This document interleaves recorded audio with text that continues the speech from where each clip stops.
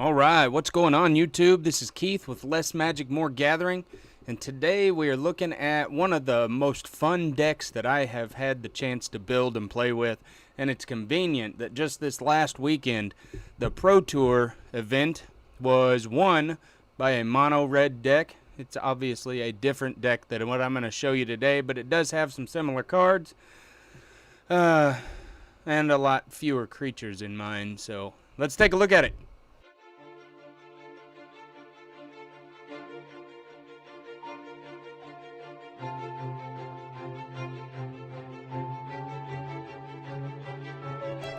Alright, like I said, we are looking at a mono red deck here. This is Random Card Deck Tech, volume number 18. I can't believe we've done 18 of these already.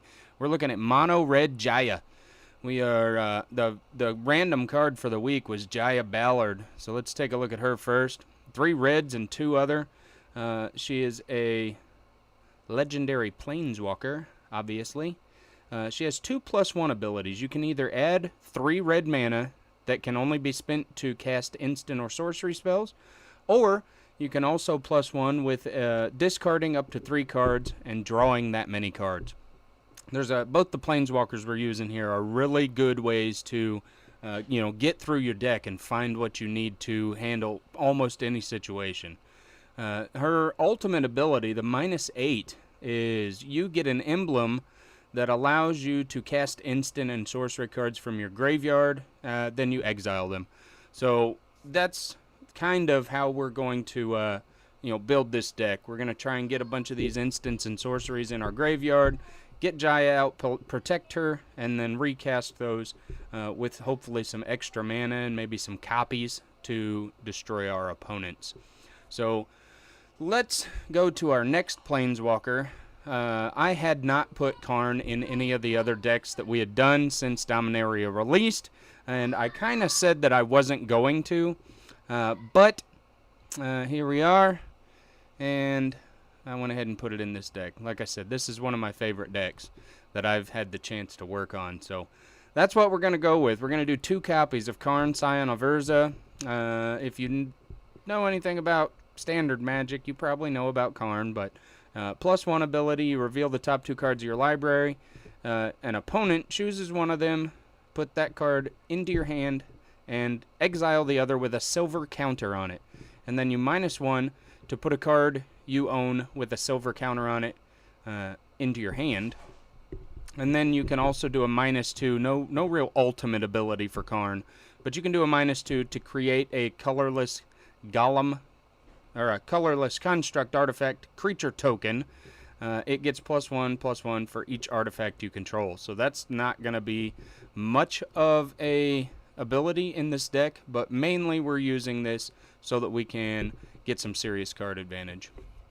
So skipping to the creatures here, we've got 3 copies of Glorybringer for a mid to late game threat that your opponents are either going to have to deal with or they're going to start taking some serious damage.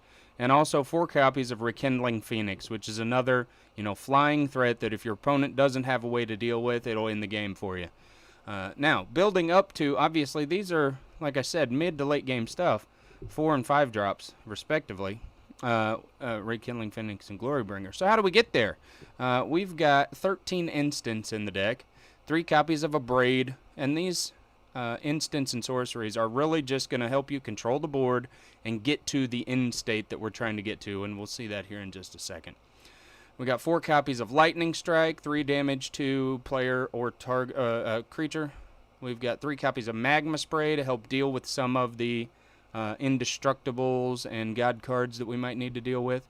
Got 3 copies of Shock, which is just a cheap, efficient burn spell. We've got, let's come back to that one. We've got 3 copies of Insult to Injury. Insult's going to make it so that all your damage that you deal that turn is doubled. And then if you need to cast that injury with it, you can do injury deals 2 damage to a target creature and 2 damage to a target player. If you cast them at the same time, obviously that is 4 to each. We got 3 copies of Jaya's Immolating Inferno, and you can only cast this spell if you've got one of your planeswalkers out in this deck because there's no other legendary creatures. But having those planeswalkers out will make it so that you can cast this spell. Does X damage to each of up to 3 targets, so that's really good efficiency. And then, like I said, we were going to skip Fight with Fire. This is going to be the spell that we're trying to end the game with. It's a 3-drop that does 5 damage to a creature. You can kick it for 6, and it deals 10 damage divided any way you choose among any number of targets. So the end goal for this deck is going to be getting a Primal Amulet. We've got 2 copies of Primal Amulet out here, so get a Primal Amulet flipped over so that we can copy our spells with the mana we use from the Primal Wellspring. And cast Fight with Fire kicked to do 20 damage to our opponents.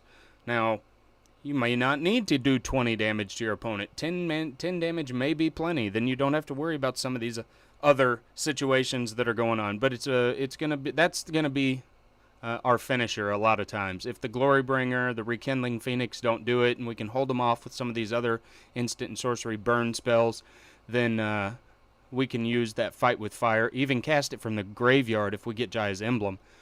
So we can use Fight Fire with Fire early in the game to help control the board, and then recast it from the graveyard using that emblem later. So, those are all the spells in the deck. We've got 24 mountains, straight up and simple.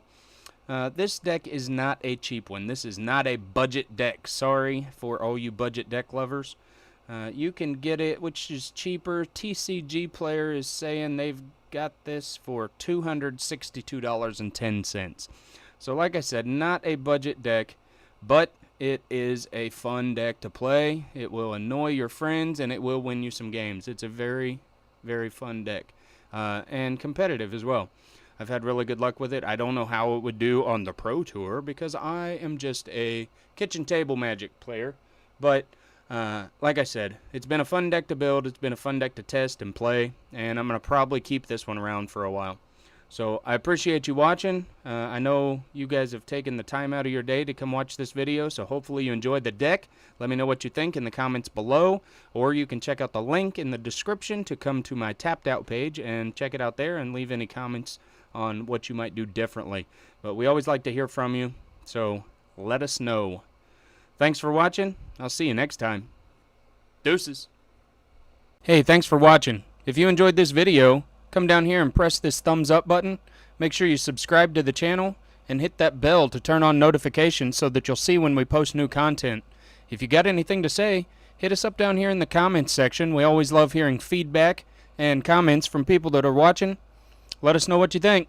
See you next time.